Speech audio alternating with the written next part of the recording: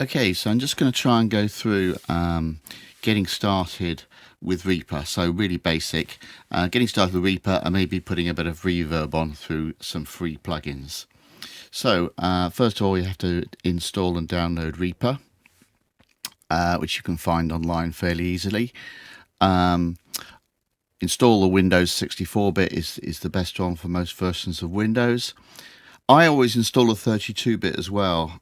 Over the last year, there's been times when I've come to the conclusion that having the 32-bit installed actually can help with certain problems, mainly towards when you're trying to go live or routing sound through the computer. So I always install both, but 64-bit should be fine. So that's Reaper, free for, I think it's free for 60 days at the moment, I'm not sure. And then you had $60, I think it is. Then you need some. I think you'll need some free plugins. Mainly, people want a bit of reverb. Although, if you have any idea about sound mixing, and I don't really, an equalizer, a compressor, saturator, and these are available in a free bundle from Melda. I like Melda because their licensing is honest and straightforward. You get a license. If you do buy a license to any of their stuff, as far as I know, it's a permanent license. So there's no kind of, oh, we cheated you, we've just upgraded and all the rest of it. And also you can use it on as many, you're not supposed to use it more as, on many computers concurrently. That would be kind of, breaking the license. But you can have it on your laptop or any number of laptops that you have and your desktop, which is my situation. I have it on 2 desktops and a couple of laptops, and that I believe is fine. But if I start sharing my licenses with other people, then that's not fine. However, for the free bundle, you can just download and use it. I think they'd like you to register your email address with them, but you don't have to. The free bundle is fully available and very useful if you look at what it's got in it. So free download. It's got auto pitch, which I don't think you'll probably be using, but you can.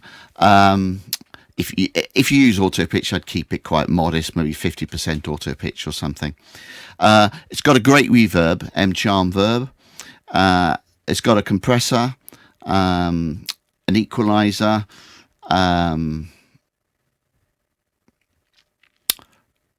It's got a great little recorder, actually. You can record in Reaper, obviously, but having that recorder in is quite useful. And I'll probably use it in this tutorial just to make sure I record the sound of what's actually happening. It's got something else. I think it's got a stereo expander. That can make your sound quite a lot better, actually, the stereo expander. Okay, so you install that. Just simply download and off you go. Install it. Okay, so let's take that out of the way. We don't think we need that. And let's fire up Reaper for the first time.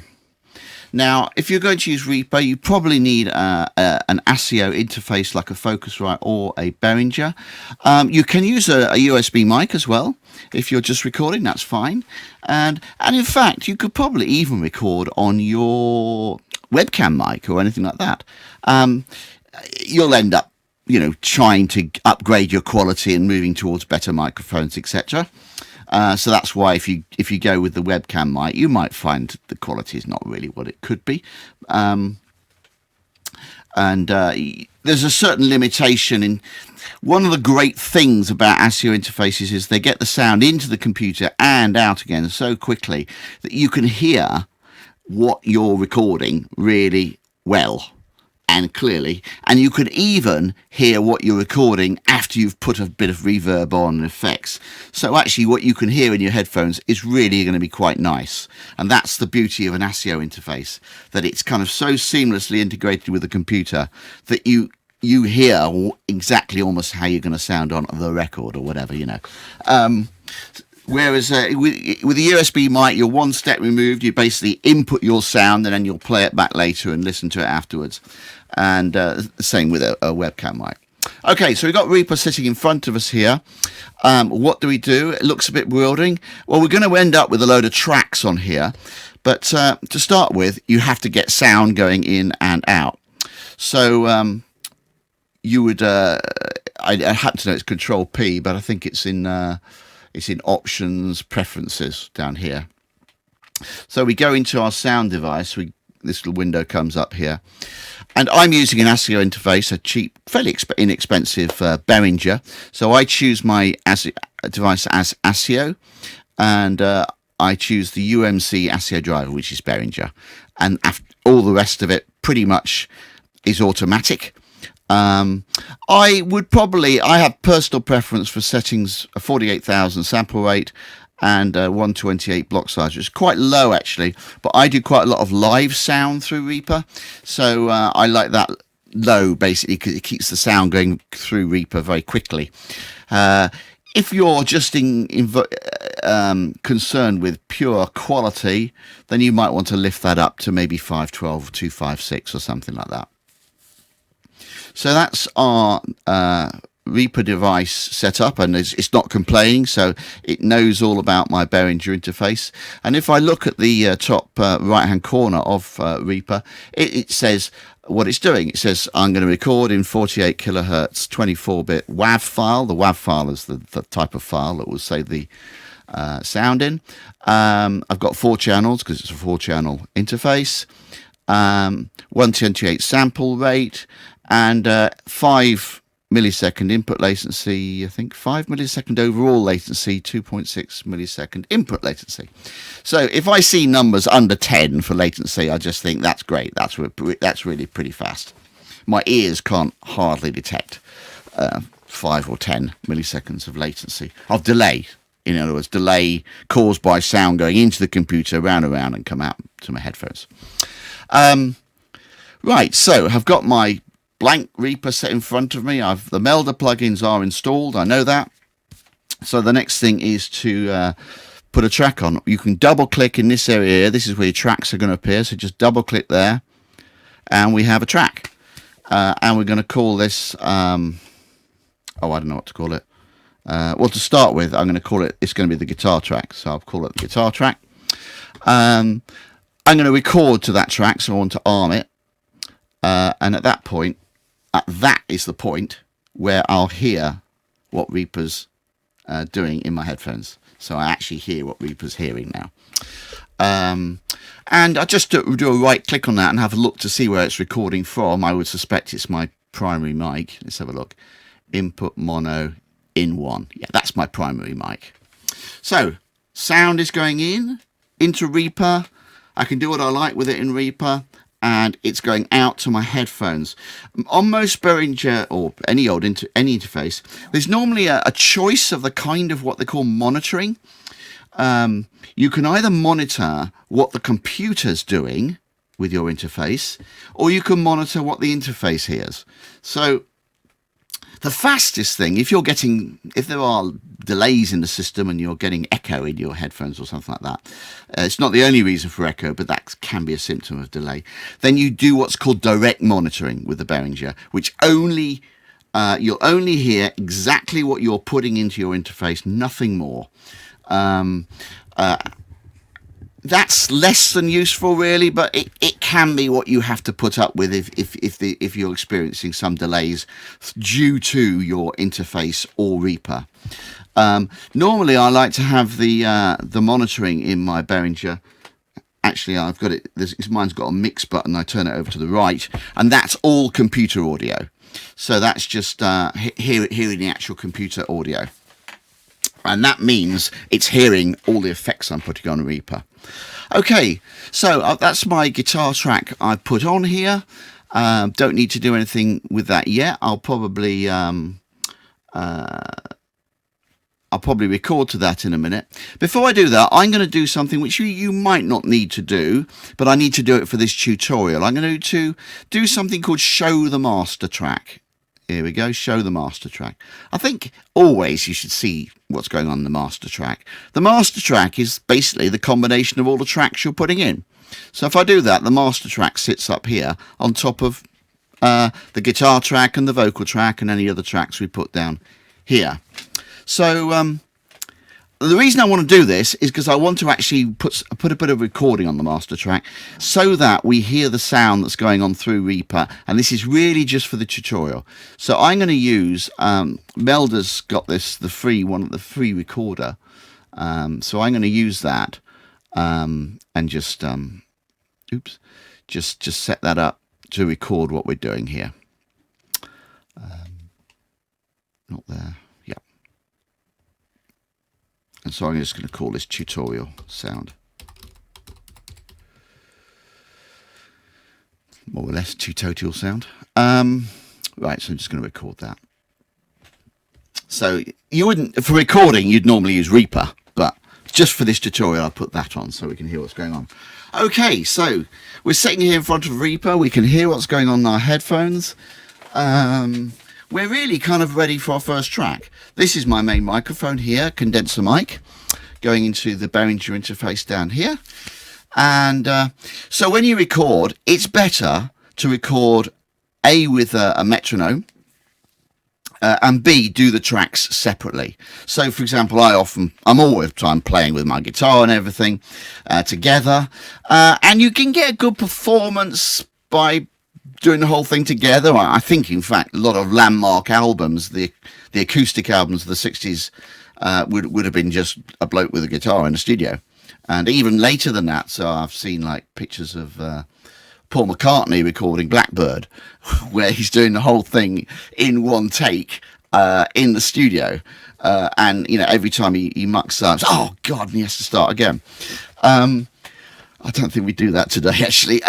You'd record the guitar separately, and in fact, if you muck up, you say, okay, chop that, but do it again, and then do several takes and take the best bits of every take and then put them together into the track. Such is the world we live in, where cheating is not only possible, but it's essential. Anyway, I'm going to record my guitar on one track, and then I'm going to come back and put my feeble little voice on the other track. So I'm going to do the song Shenandoah, which happens to be, I think it's 91 BPM.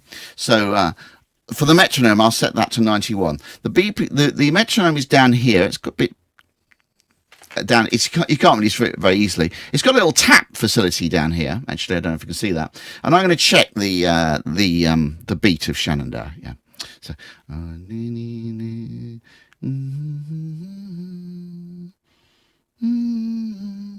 Okay, 85. I thought it was 91, but never mind. That'll do. So I'll keep that 85, and I'll use the metronome. You may not hear the metronome in this tutorial, because for Reaper, that's just for you in your headphones, and I'm not sure that'll come out on this tutorial audio, just the mechanics of doing this tutorial. Right, so I think I'm ready to go. So rewind to the beginning. Put my capo on. Guitar probably in tune. Let's hope it is. Here's my record button. The track's already armed. We need that armed. So it's ready to record. This is the sort of like the master record button. And let's rewind to the start and start it off. I'll hear the beeps of the metronome in my headphones. You may not in this tutorial. And then I'll play a verse and I'll strum a verse and then I'll stop. So here we go. Forgot to start the metronome. Got it going now.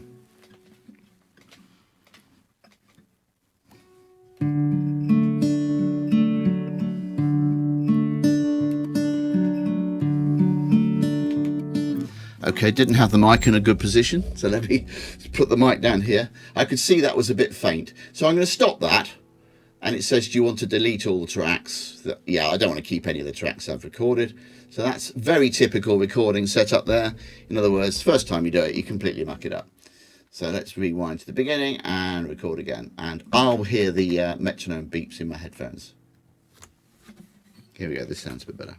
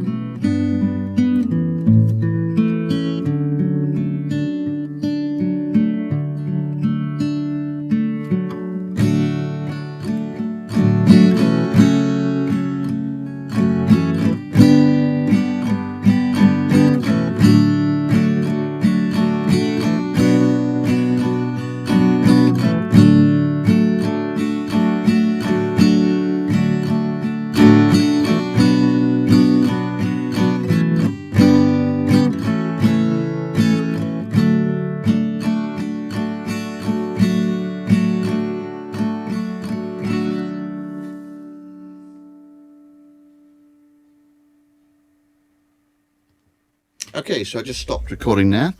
One of the things about doing it this way is you can get awfully bored just playing the guitar part. So you got to keep yourself awake and keep that metronome. Keep with that metronome, because you sometimes forget that that metronome's going on. Okay, so that's my guitar track, and now I might just check the guitar track's working. So I'm using my right mouse wheel here to change the sort of zoom level of that track. That's a really useful skill. Let me see if I can hear it.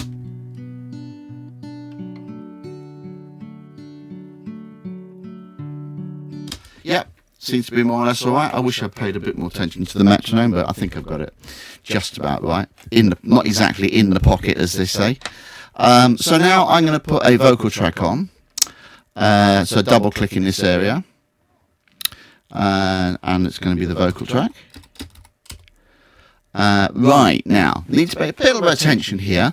I don't want to overwrite, or you wouldn't overwrite the guitar track, but you'd actually kind of do another take onto the guitar track, which would confuse you a little bit. So let's not arm the guitar track, and we arm the vocal track.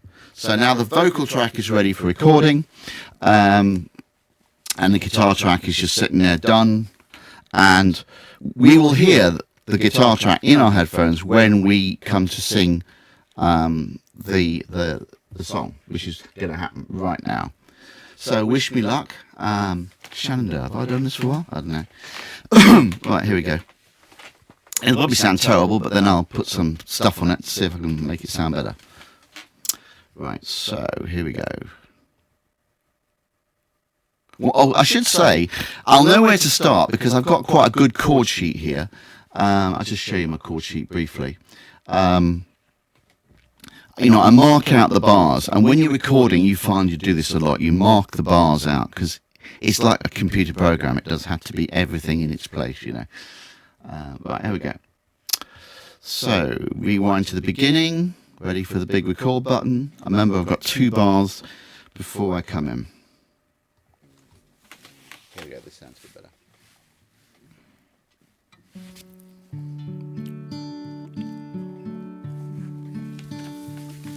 Oh, Shenandoah, I long to see you. Away, you rolling river. Oh, Shenandoah, I long to see you. Away, I'm bound away across the wide Missouri.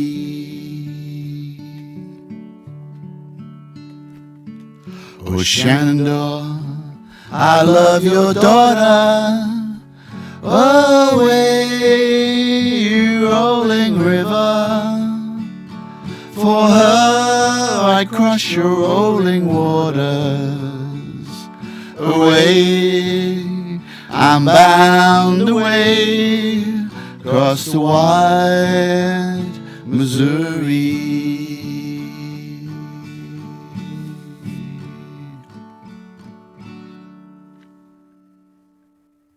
Okay, so now the pressure's off. I've recorded that. I'll turn, and now I will turn the metronome off. You probably haven't been hearing the metronome, but it's been bleeping away in my ear. So I'll turn that off with this switch up here, up at the top here. That looks like a motorway. I always think it looks like a motorway, but actually it's supposed to be a metronome. And I'll see what I sound like. So this is raw, no effects or anything. Oh, Shenandoah, I long to see. Okay, so the balance is pretty out, the vocal's too loud. So I play with the sliders down here just to get the balance a bit better. And then it'll get a lot louder when the guitar comes in. I love your daughter. Away, you rolling river. For her, okay, that's not too bad. One of the things I'm noticing is that I want the fingerstyle guitar louder relative. So I'm not very clever with this stuff, but I will actually probably click there where it goes from fingerstyle to strumming, and I will insert, I think it's called a split. Split items at cursor. I think I'll do that. That actually has now split that into 2 bits. They're still going to flow nicely, but it means I can change the volume one bit. So I might actually change this volume down. It's easier to change this volume down, I think. Let me have a look. Come on, there we go. Once I get that double arrow, I can just make that a bit lower volume, so that the volume for the setting for the fingerstyle should be okay for the strumming. Let's see how that goes. Away, I'm bound away across the wide Missouri.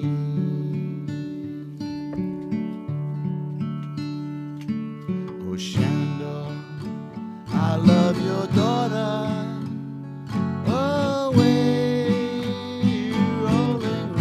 Yes, okay. I'm really pleased actually that this is such a lamentable recording, because it gives me the chance to show you how we can maybe make it sound a bit better.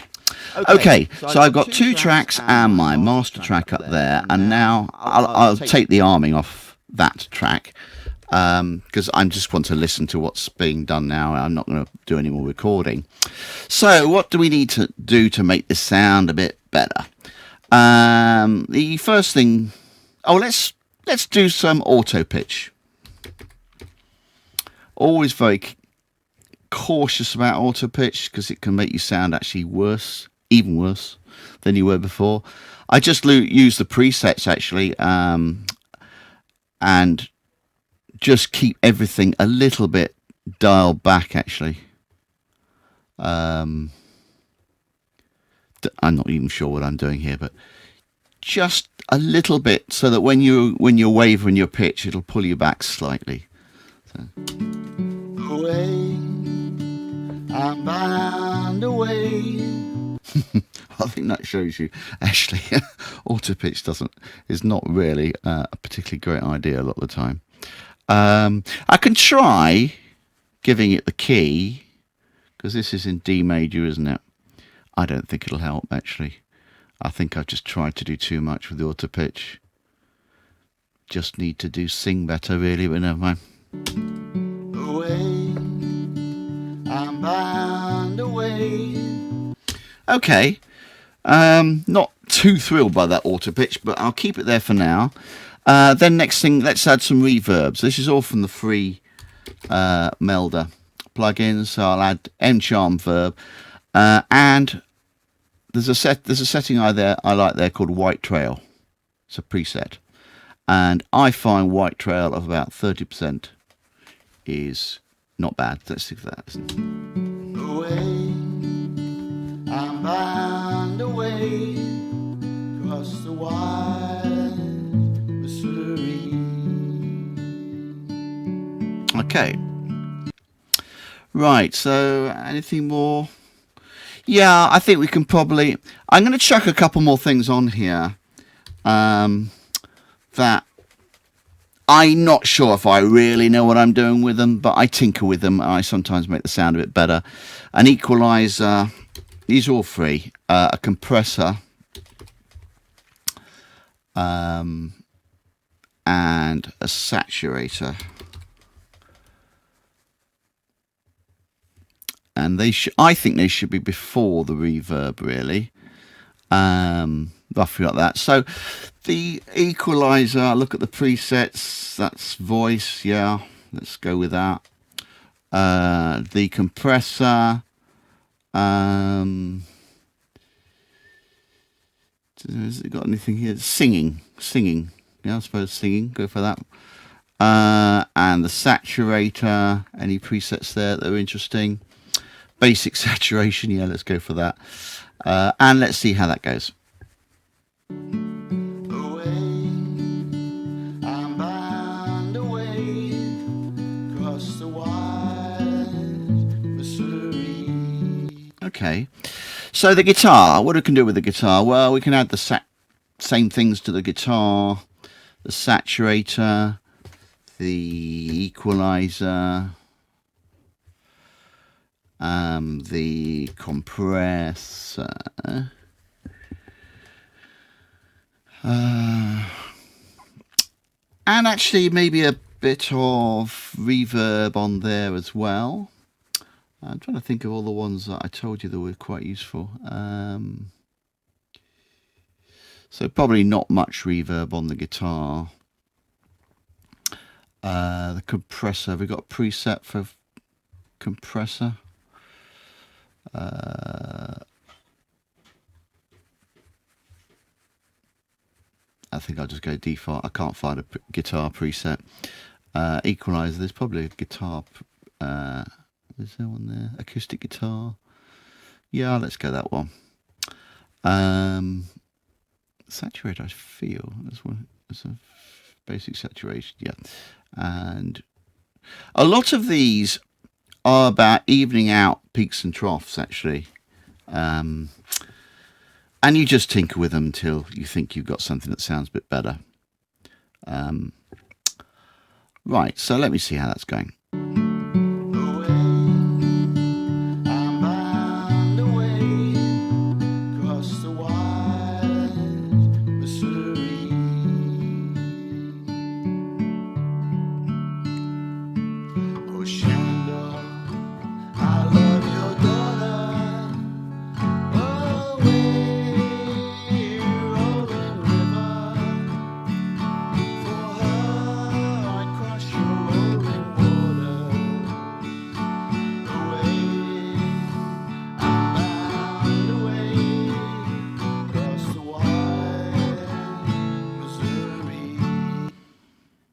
Yeah, the way I played that guitar was very too much. It was kind of too loud and soft, really, wasn't when I actually played it, which was my bad, really. I'd really love to smooth that out. Trying to do it with compression, I don't think is going to work.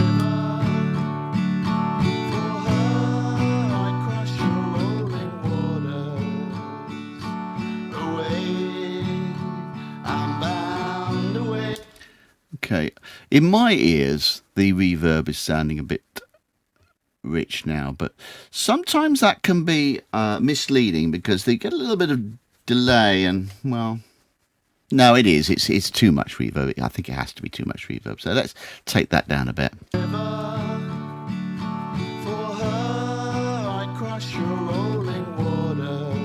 Okay, just to remind us what it was like before we did that, let's take the FX off by clicking there. For her, I cross your rolling water. So that's kind of campfire sound, and this is, if you like, studio sound.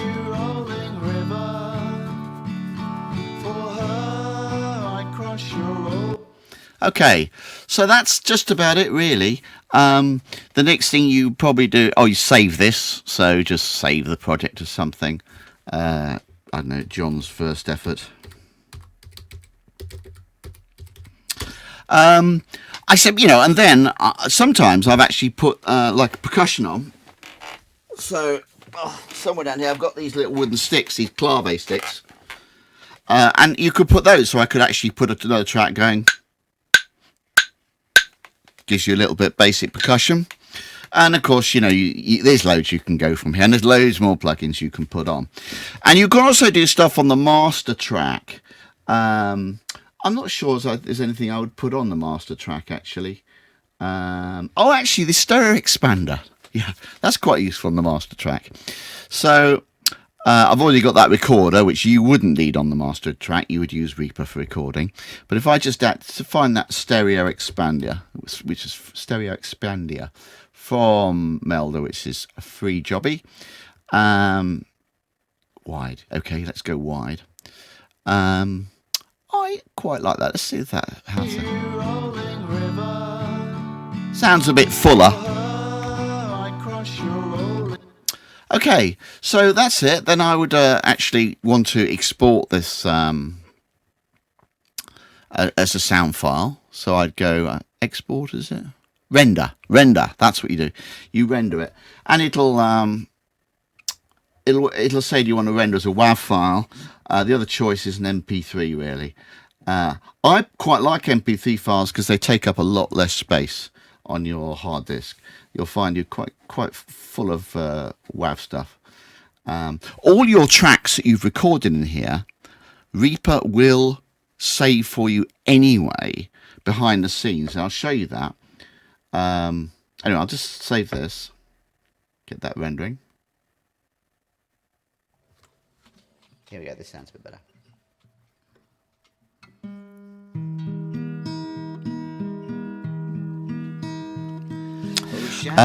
If you right click on here, or actually if you just hover over here, I think. Oh, actually it tells you the name of the file up here. So actually it will record all that stuff in your Reaper directory, Reaper Media Directory, I think it's called. And that so you'll quickly accumulate quite a load of stuff on your hard disk. Okay, so that took, I don't know, 15 minutes to get through that. It's really a quick job doing your first track in Reaper. The basic principles: install Reaper, install some plugins, some free plugins to work with, for example, Melda. Reaper, by the way, has some free plugins within it as well. They're called, it has, I don't know, they call it something, but there's some free plugins which aren't bad. Then what did? I set up the device to be an ASIO interface device I've got here. That was pretty straightforward. And then I set the metronome, I recorded the guitar track and the vocal track, and then I tinkered with it with the plugins, and I thought I got it sounding a bit better. And that's it, really. Okay, so thanks for listening, and that's all.